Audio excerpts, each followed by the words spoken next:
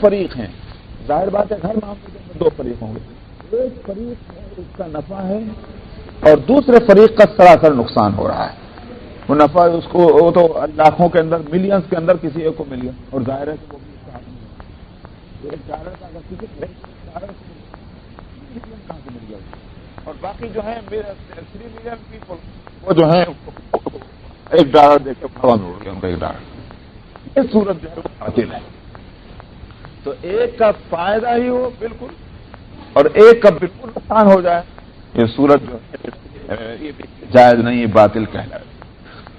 اس طرح اصول ہیں جو شریعت کے اتحاد کے معاملے میں اور معاملات کے اندر جو سامنے آتے ہیں ان اصول کے مسائل لیول کے مسائل کو جو تفصیلات کو سامنے رکھا گیا تو اصول میں یہ کہ طریقے پر اور ایک جو ہے عجیب بات ہے ایک آیت کے اندر بڑے بڑے مسئلوں کو کس طرح سمیٹا ہوتا ہی ہے کہ تو اپنے کو جھگڑا اب ظاہر ہے پر ایک یہ برف کے انہوں کا ظاہر ہے کہ ایک کا ہوگا اس کے بعد یہ جھگڑا چلا کورٹ کے بعد کیا ہوگا اس نے اس کی بنیاد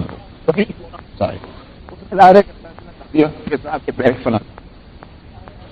اب ظاہر ہے کہ دو ہی صورتیں ہیں یہ تو فیصلہ صحیح ہوا اس کا فیصلہ اسی کو مل گیا ہو سکتا ہے کہ اس کی بنیاد پر بنیاد پر فیصلہ دیا گیا اور وہ فیصلہ جو ہے وہ دینے والے نے پروف مگر اصل میں مل گیا اس کو بھی تھا. اب وہ آدمی کہنے لگے اس لیے کورٹ نے فیصلہ سمجھ میں آیا اس کا نہیں جانتا ہے کہ میرا حق اس پر ہو چکا. یہ بڑی اہم بات تھی اس لیے یہاں اس بات کو تجرب یہاں اپنے مقدم کو کیس کو بنا اور تاکہ تم لوگوں کے مالوں کو گناہ کے طریقے پر کھا لو یہ غلط ہوگا. اور پھر ایک تو یہ کہ سمجھائیے حقیقت اس کا اس نے یہ تمام بنایا اپنے حق کا مطالبہ کیا تو جی میں نادانی میں ہوگا معاف کر قانون کا مطلب یہ ہے کہ جان اس کے غلط مقدمات بنانا اور لے کر جاؤ یہ غلط ہوگا. اسی واسطے نبی کریم صلی اللہ علیہ وسلم نے بھی فرمایا کہ ایسا ہو سکتا ہے کہ تم لوگ اپنے مقدمات لے کر آؤ اور تم میں سے ایک آدمی جو ہے وہ اپنی باتوں کے انداز سے مجھے متاثر اور میں اس کے حق میں فیصلہ دے دوں. اس لیے کہ ایک آدمی ایسی بات کرتا ہے تو آپ نے کیسے ہوگا. اب سن لو اگر میں اس صورت میں فیصلہ دے دوں کہ مال اس کا اور وہ مال اس کا نہیں اور میں خوب سن لو جہنم پہ ٹکڑا کر فیصلہ کرنے والا ہو اور چاہے قاضی ہو کچھ پروف اور شہادت کی بنیاد پر فیصلہ کر رہا ہے. لیکن اگر شاہد ہوں گے اسی طرح سے جو ریٹرن پروف اگر دیا جا رہا ہے دینے والا ذمہ دار نہیں ہوگا. اب مسئلہ ایک اور رہے بڑی باری کی گھاس آئی ہم ساری عمر جو لگا کے اندر مسئلہ یہ آتا ہے کہ نے جو جج نے جو فیصلہ دیا ہے اس وجہ سے وہ مال جس کا چلا گیا ہے قانون تو اس کا ہو گیا پر بنا یعنی قانون تو وہ مال اس کا ہو گیا چلا دیا. لیکن سوال یہ کہ دیانتاً ضرور دین اور دیانت مال اس کا ہو گیا قضاءً ہوا ہے مال اس کا. اور امام ابو یوسف اور امام محمد حنفیہ کے اندر وہ بھی اس معاملے میں کرتے ہیں کی نظر وہاں تک پہنچتی کہ وہ اللہ تعالیٰ کے شاگردوں کی بات نہ بنے.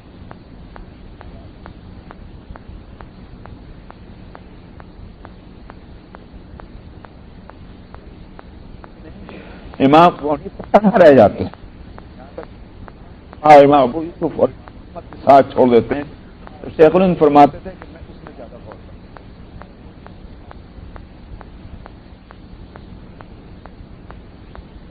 ہوں۔ حنیفہ کی نظر مات حنیفہ کہتے ہیں تن بھی اس کا ہوگا، گناہ جو ملے گا وہ کو کہنے کا کہ شہادت کے غلط ہونے کا، یہ جو کیس غلط بنایا جھوٹ بولا اس کا گناہ دیانت اور خطران اسی کا ہو جائے گا کہ نہیں وغیرہ ہے 12 تو مقدمات کو جو ہے وہ غلط نہ بنایا جائے۔ تو اب اس کے اندر شہادت دینے والے جب گنہگار ہوئے یہ کہ وہ ریٹرن قدرتی طور پر کر رہے ہیں کیس، معلوم ہے کہ یہ جھوٹ ہے، یہاں تو خیر واسطہ کبھی پڑتا نہیں، لیکن وہاں ہندوستان میں اور پاکستان میں صاحب ایسے مقدمے تھے کہ جس کا نہ جانتے ہوئے جھوٹ ہے، اس لیے اپنے کیا بولتے ہیں اس کو اس لیے وہ ایسی تصویریں نکال کے بتا کہ صاحب اب شیطان بھی پناہ مانگے۔ ظاہر ہے کہ وہ اس میں برابر کے شریک ہیں، بلکہ ہو سکتا ہے پائیں اس لیے کہ اگر وہ مدد نہ کریں تو وہ ملنے والی ہے نہیں اس تو زیادہ اور فنکاری ہونی کی تو سزا بھی اللہ تعالیٰ کی طرف سے ان کو زیادہ ہوگی تو اللہ کو قدرت ہے۔ یہ بہرحال کا تذکرہ بیچ میں آیا کہ معاملے میں بہت ہونی چاہیے۔ رمضان کے روزے یہی ہے کہ کھانے اور پینے کے معاملات میں انسان محتاط۔ اس کے بعد مسئلہ ہے یہ آپ سے چاند اصل میں حل یہ اس کے معنی آتے ہیں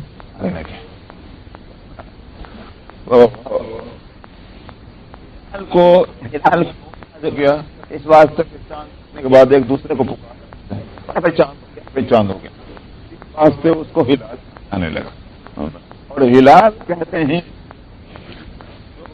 پہلی سے لے کے اور تیسری زیادہ چوتھی تاریخ ورنہ 33 تک اس کو ہلال کہتے ہیں، اور القمر جو ہے وہ ہر چاند کو کہتے ہیں کسی بھی تاریخ کو، اور بدر جو ہے البدر وہ صرف 14ویں رات کے چاند کو عرب میں یہ ہے۔ تو ہلال جو ہے اس کے بارے میں سوال ہے،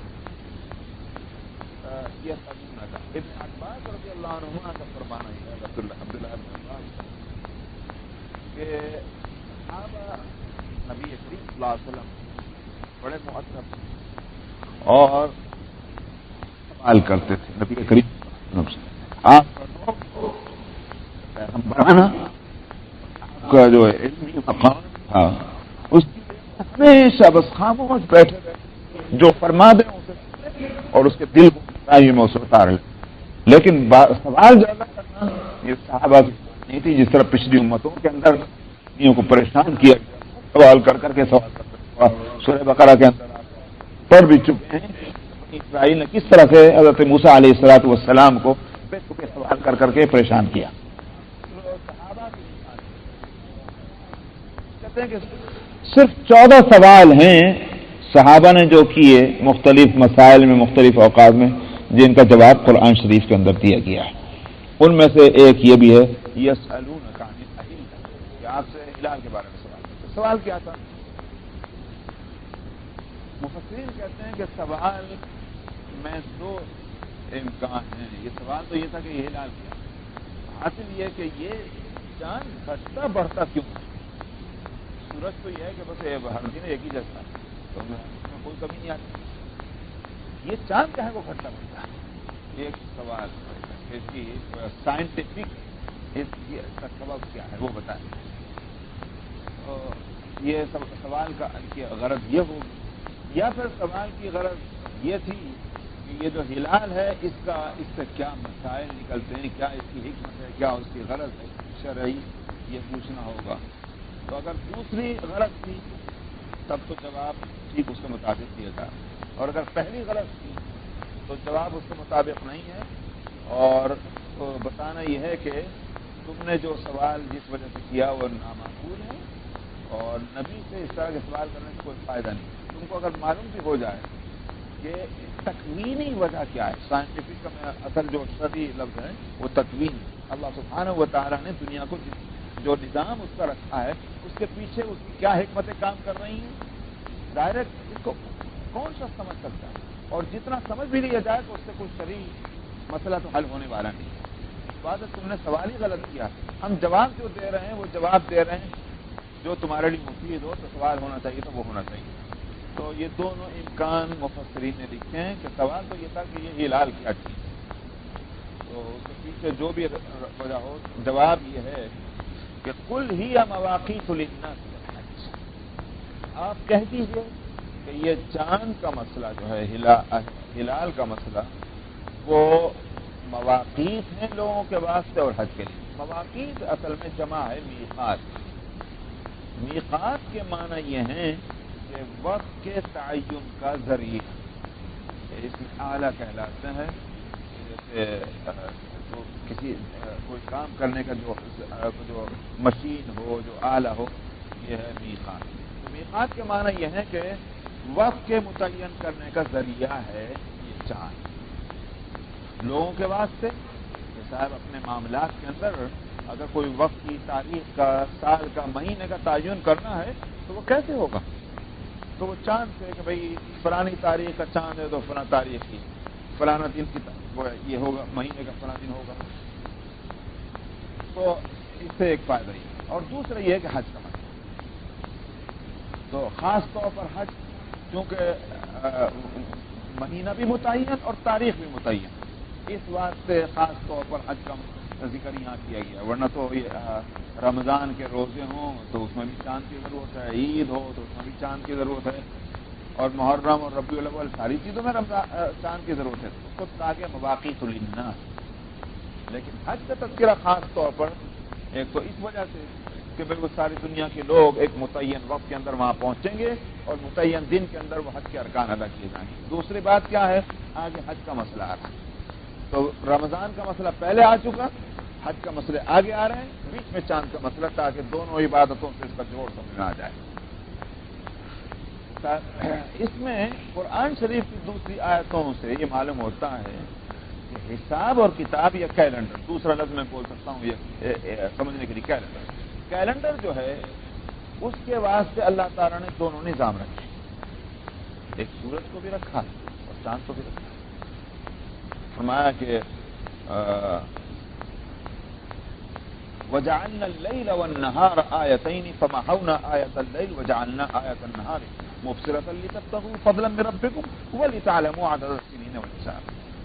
یہ ہم نے دن اور رات کی جو الٹ پھیر رکھی ہے تو اس کی اور حکمتیں تو رات اور دن کی طاقت کرنا ہے. وَلِتَعْلَمُوا عَدَدَ السِّنِينَ وَالْحِسَابَ. رات اور دن کیسے بنتے ہیں؟ چاند سے تھوڑی بنتے ہیں، وہ تو سورج سے بنتے ہیں.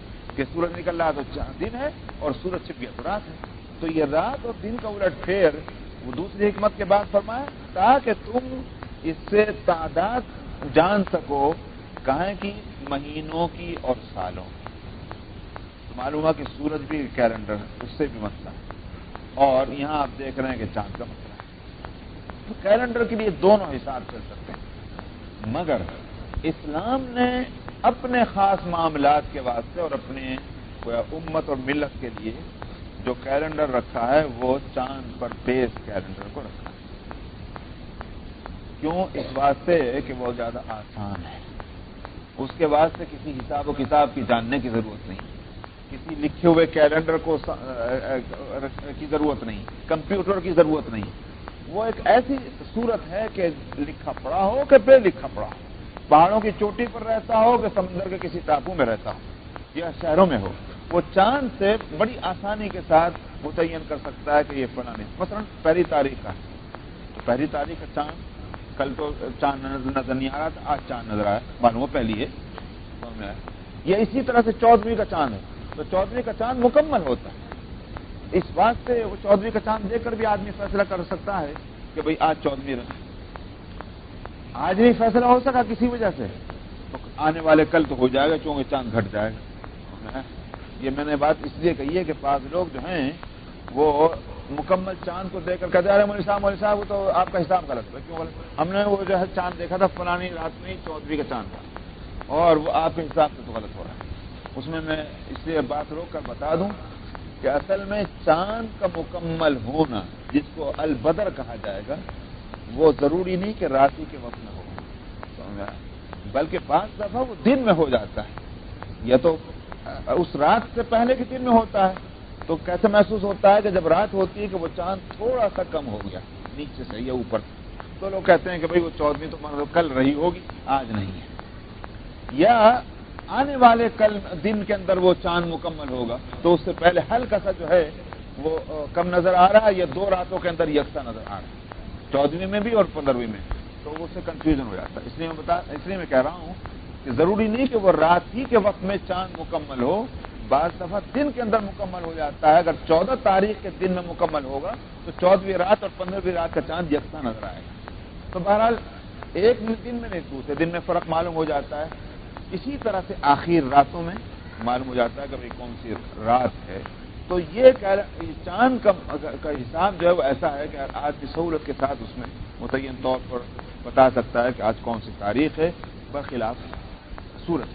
اور اسلام چونکہ یونیورسل اور عالمی مذہب ہے، اس واسطے اس میں کیلنڈر بھی وہ رکھا گیا کہ ہر طرح کے آدمی اس سے فائدہ اٹھا سکیں اور حساب اور کتاب کر سکیں، دن اور تاریخ کا تعین کر سکیں. اسی لیے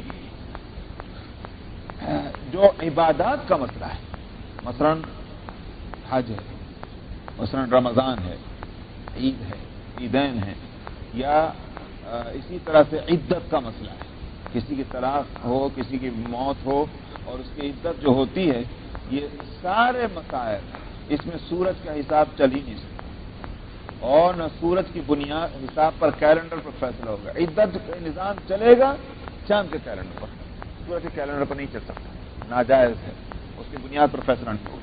اس لیے کہ شریعت نے چاند کے کیلنڈر کیا اور شرعی معاملات کے اندر چاندی کیلنڈر. ہاں خرید اور فروخت ہے، بزنس بیوپار ہے، اس میں بربنا سہولت.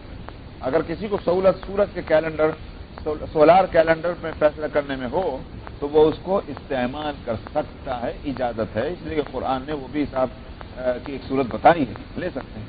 مگر مفسرین نے یہ بات جو لکھی وہ صحیح لکھی ہے کہ مسلمانوں کے لیے، یہ اس نقطے کو سن لیجئے جو فقہا کہہ رہے ہیں، مسلمانوں کے واسطے یہ بات ایک درجے میں اس کو واجب کفایہ کہیں گے کہ مسلمان اپنے قبنی اور چاند والے کیلنڈر کو رکھیں، کیونکہ یہ عبادات اس پر ڈیپینڈ کرتی ہیں.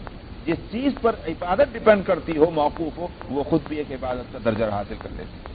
تو ہمیں مثلا وضو خود مستقل، وضو تو اپنی ذات سے کوئی چیز نہیں ہے، لیکن آپ چونکہ عبادت کرتے ہیں، قرآن شریف کی تلاوت کریں گے تو وضو چاہیے، ہاتھ لگائیں گے، نماز پڑھیں گے تو وضو چاہیے. تو اب وضو بھی عبادت ہوگی، کیونکہ عبادت کا ذریعہ بھی عبادت ہوتا ہے.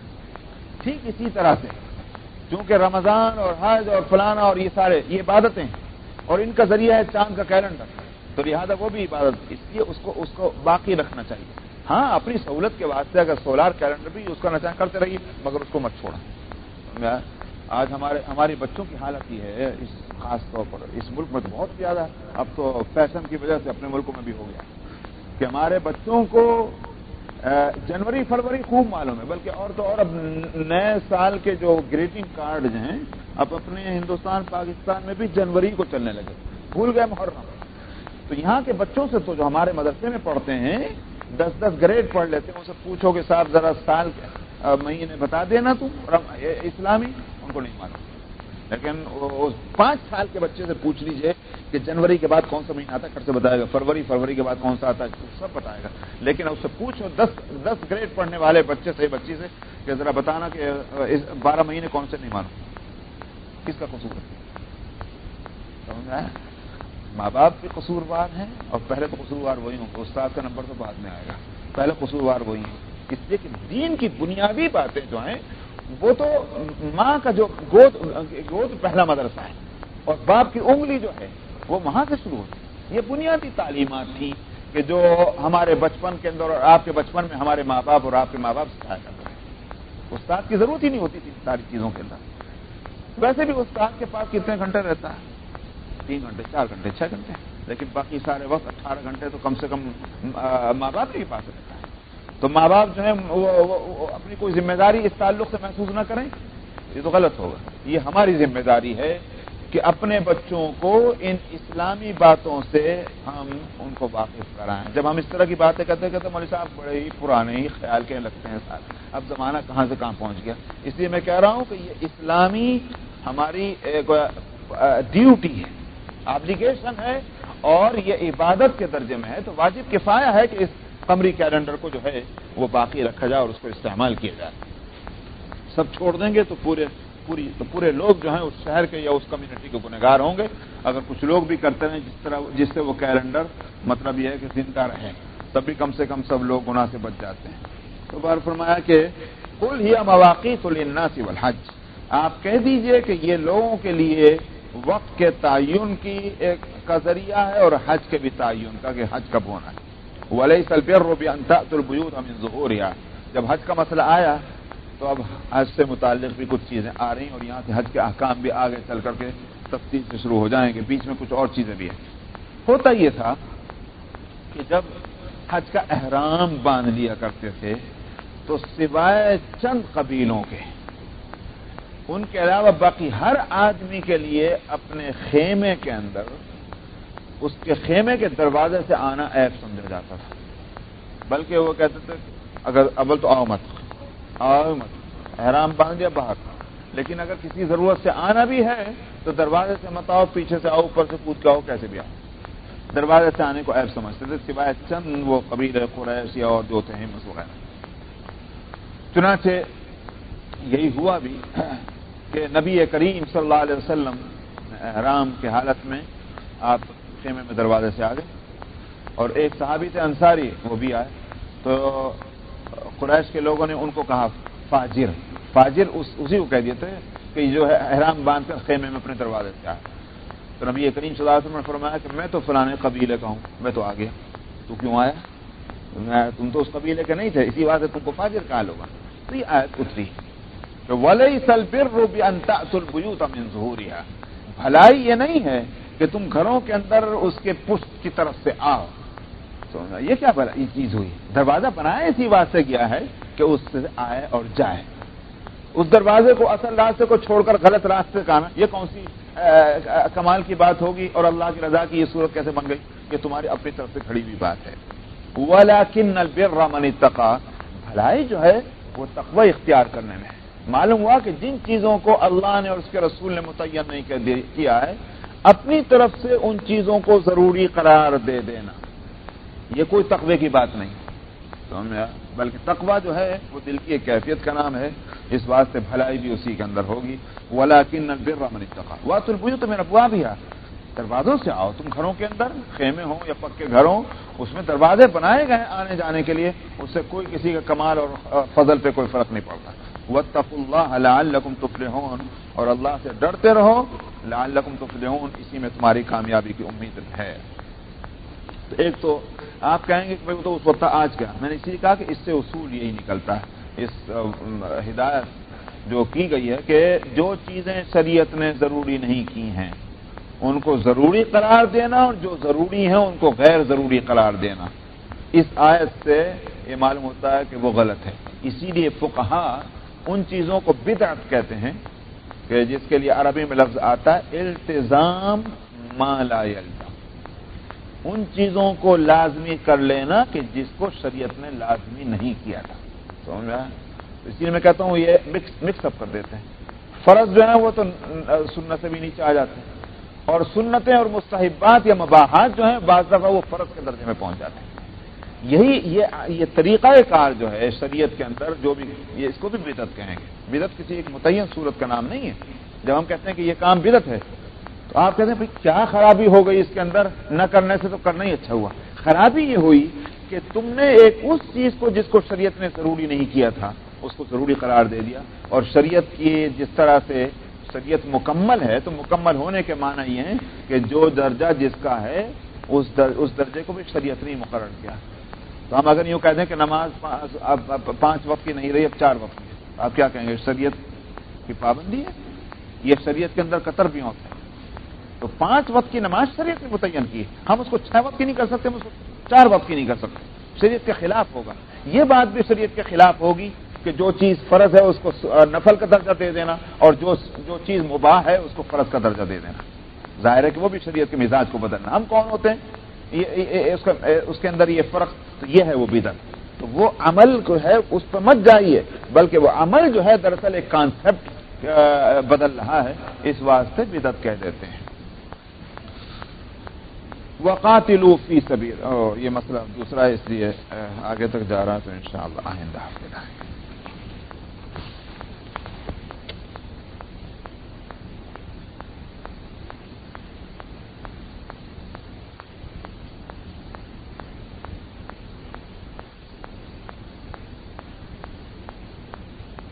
इस वास्ते बिदअत कह देते हैं। और आयत नंबर 189, 189।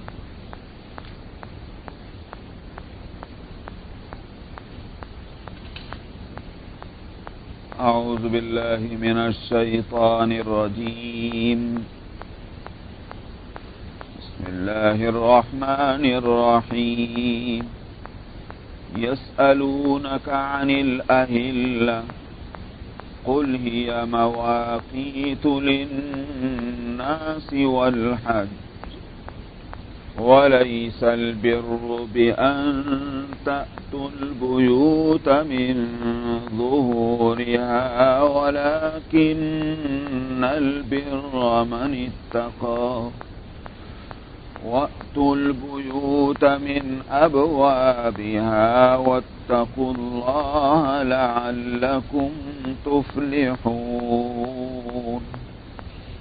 वक़ातिलू फी सबीलिल्लाहि अल्लज़ीन युक़ातिलूनकुम वला तअतदू इन्नल्लाह ला युहिब्बुल मुअतदीन।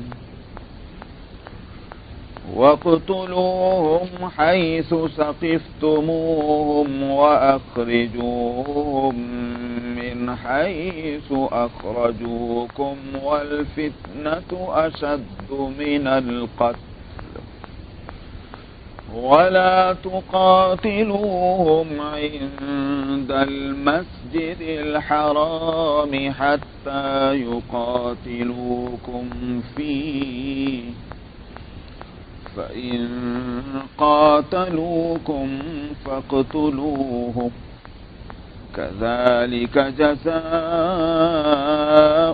काफ़िरीन।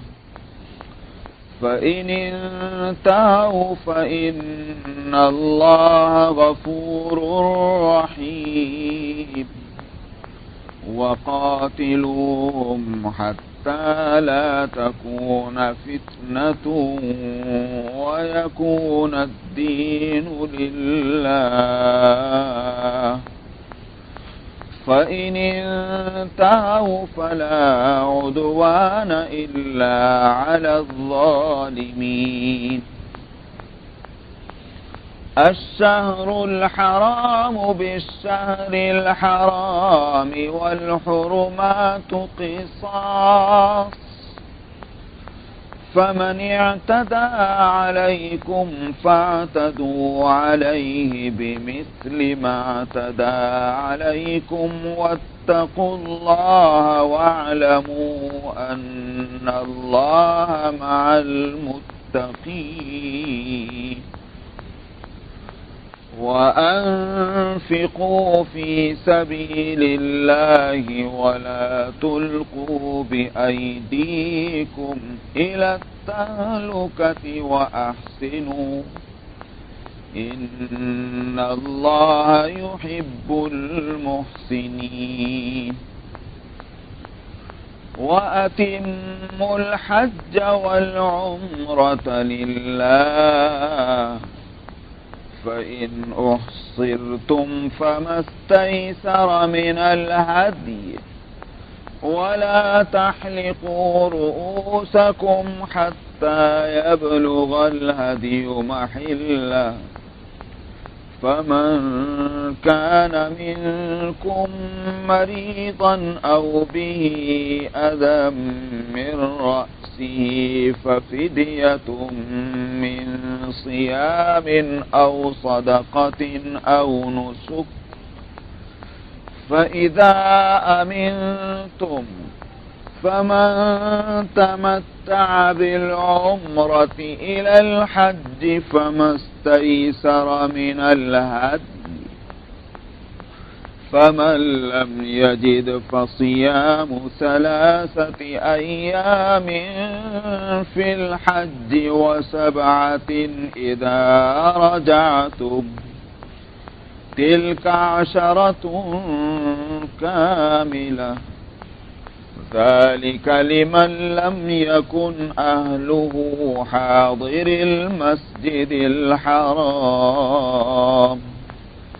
واتقوا الله واعلموا أن الله شديد العقاب صدق الله العظيم.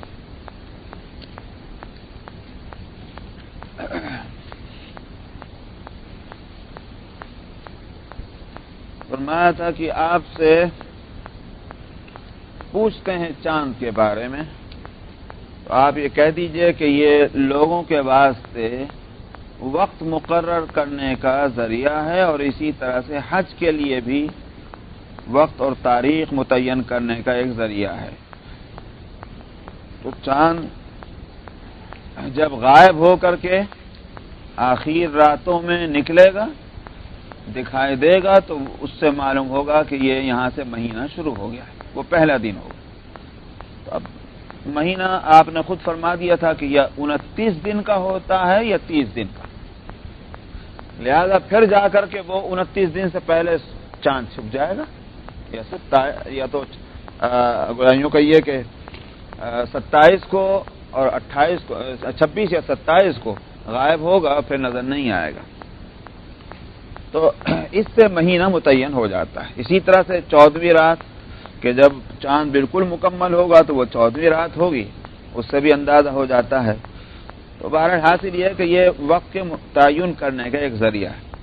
صاحب میں نے گزشتہ ہفتے، مجھے معلوم نہیں میں کہاں تک رکا تھا، لیکن میں نے بتایا تھا کہ چاند کے موجودگی کو بنیاد نہیں بنایا، بلکہ چاند کے رویت کو دیکھنے کو بنیاد بنایا ہے مہینے کے تعین کے واسطے، ورنہ چاند تو ہمیشہ رہتا ہے مدار میں، وہ جو اب دکھائی دینے قابل ہے، اگر اس کا حساب لگا بھی لیا مگر وہ دکھائی نہیں دیتا، تو ظاہر ہے کہ ہم اعتبار اس کا نہیں کریں گے کہ وہ دکھائی دینے قابل ہے، اعتبار ہوگا کہ وہ نظر آ رہا کہ نہیں آ رہا۔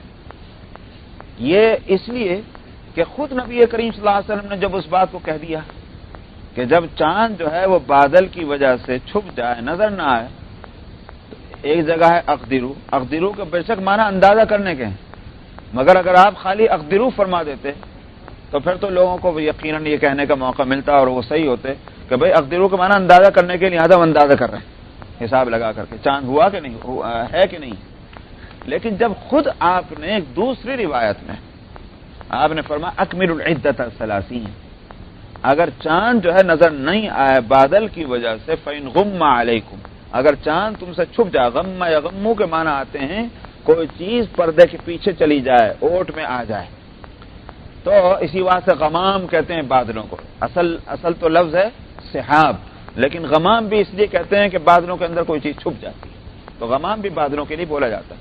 تو فرمایا فإن غم علیکم، تو اگر وہ چاند نظر نہیں آئے کسی بھی وجہ سے ہو، مثال کے طور پر بادل ہو گئے، مثال کے طور پر اتنی کیا بولتے ہیں فاگ ہے کہ چاند نظر نہیں آ رہا، تب آپ نے فرمایا کہ 30 دن پورے کر لو، تو 31 تو نہیں ہوں گے، جیسے 28 نہیں ہوں گے، 30 دن پورے کر کے تم اپنا آگے دوسرا مہینہ شروع کر دو۔ حقیقت کیا ہے اس کے ہم کو پابند نہیں بنایا، بالفرض اگر حقیقتاً وہ 29 کو چاند آ گیا مطلب میں، اگر بادل نہ ہوتے تو نظر آ جاتا، ہم تو مکلف نہیں اس کے، جس چیز کا ہم کو شریعت نے مکلف نہیں کیا، ہم کیوں جناب ہیلی کاپٹر ہائر کریں اور اوپر بادلوں سے اوپر چڑھ کے جائیں؟ جس کام کو شریعت نے ہم سے جس کا مطالبہ نہیں کیا وہ کرنے کھڑے ہوں، اور جس کا مطالبہ شریعت نے کر رکھا اس میں ہم پیچھے ہیں، سمجھ میں آیا؟ اور ہم سمجھتے ہیں کہ اسلام کی ترقی اسی میں ہے، تو اسلام کی ترقی ہے اس میں کہ جس کو اللہ نے اور اس کے رسول نے فرما دیا ہے وضاحت کے ساتھ. اسلام کی ترقی اسی میں.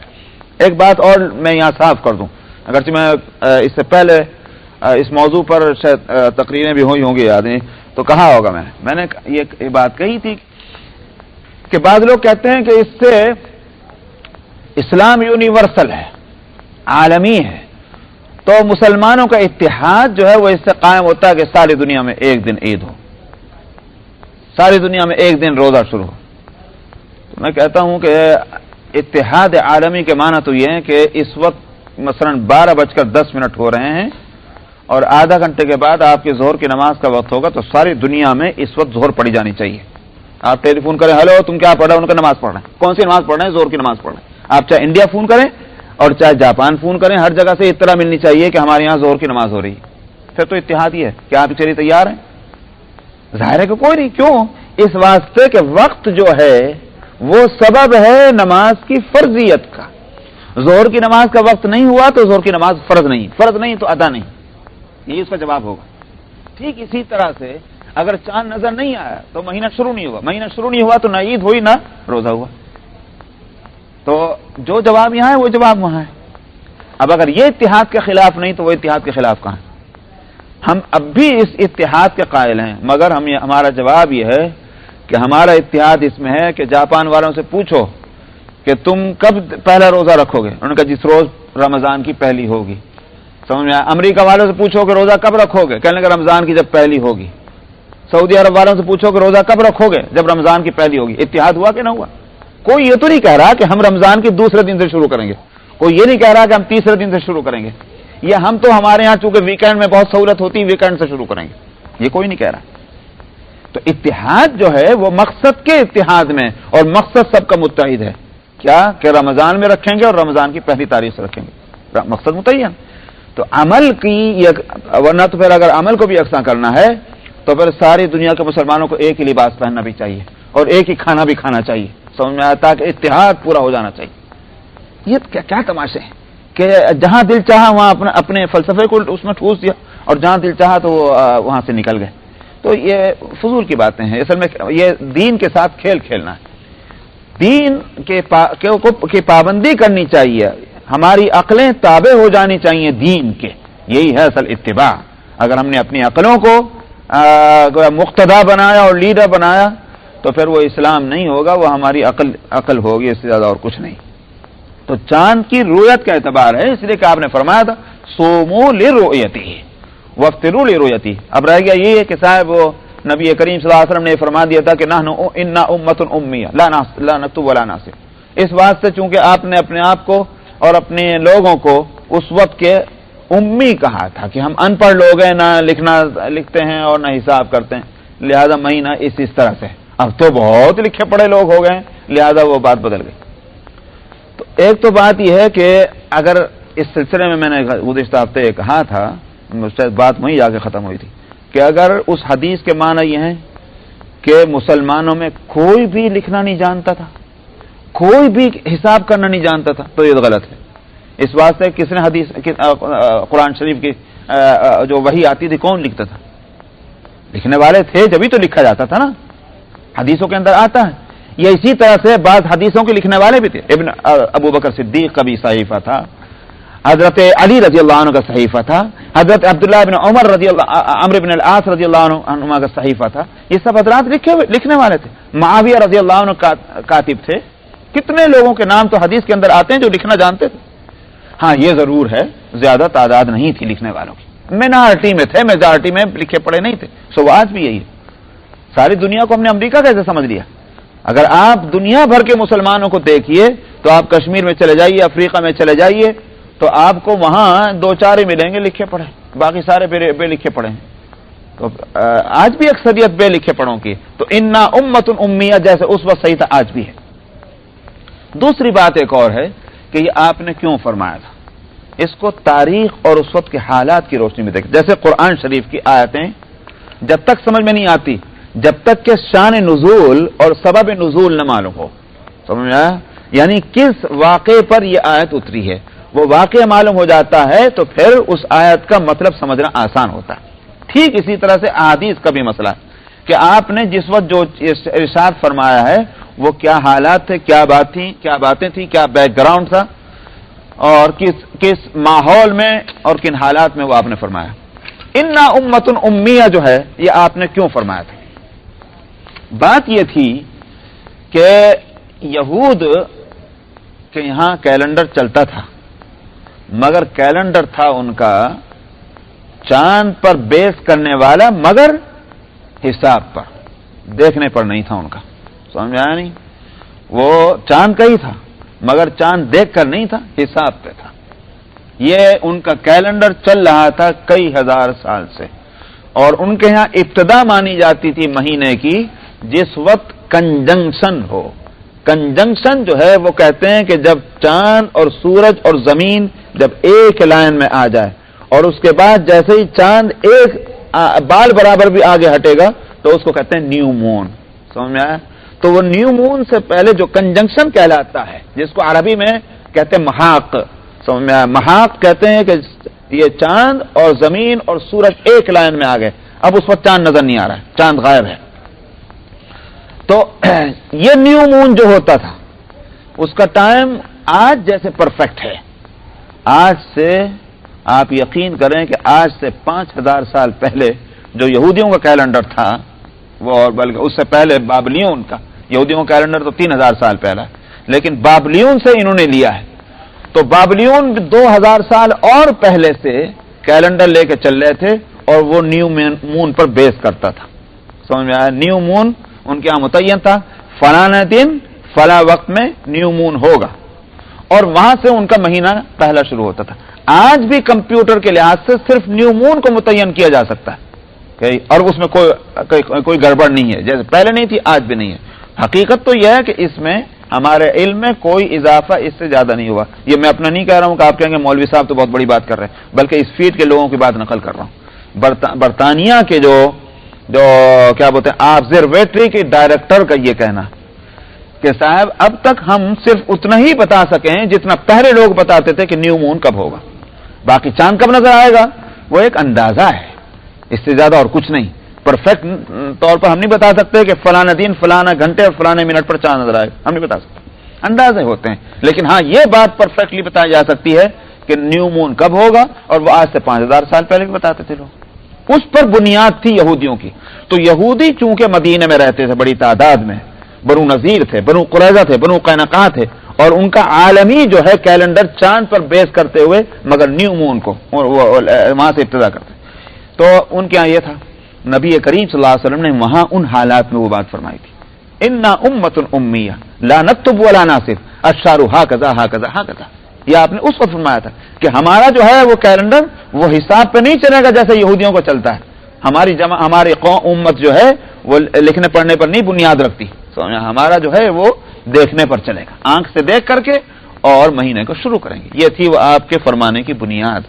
تو اس واسطے جب بیس ہی بالکل بدل گئی تو کہاں کو اس کو حدیث کو لے کر اپنے مقاصد کے لیے اس کو استعمال کرنا چاہتے ہیں لوگ. تو چاند کے کیلنڈر کو ایک تو بنیاد بنائے. دوسرے میں نے ایک بات یہ کہی تھی کہ قرآن شریف میں سورج کو بھی ٹائم ٹیبل کا ایک ذریعہ بتایا گیا کہ اس سے بھی دن اور تاریخیں متعین ہوتی ہیں، مگر اسلام چونکہ عالمی مذہب ہے اس واسطے اس نے چاند کا کیلنڈر کو لیا جو دیکھنے سے تعلق رکھتا ہے، ہر آدمی متعین کر لیتا ہے، اور سورج کا کیلنڈر حسابی ہے. تو اس نبی کریم صلی اللہ علیہ وسلم نے اس کو چھوڑ دیا اور چاند والے کیلنڈر کو لے لیا.